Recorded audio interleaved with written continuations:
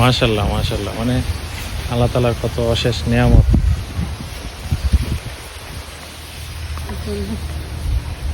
আল্লাহ তাআলা চাইলে কি না পারে। কত বছর যাবত, মানে কত বছর হয়েছে খালাম্মা? 3 বছর পড়ছে। 3 বছরে পড়ছে। ফলন আসছে কত দিন যাবত? 1 বছর পর এই যে নতুন করে আবার আসছে এইগুলি না, এগুলি নতুন করে আসতেছে। যেমন রমজান মাস ইয়ে হইব, পাকবে না। মোটামুটি খরচ কি রকম করছেন?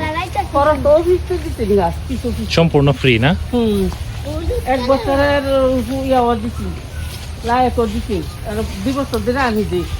আচ্ছা আচ্ছা, বছরে যা 6-7 হাজার টাকা। এটা আসলে শখের একটা বিষয়।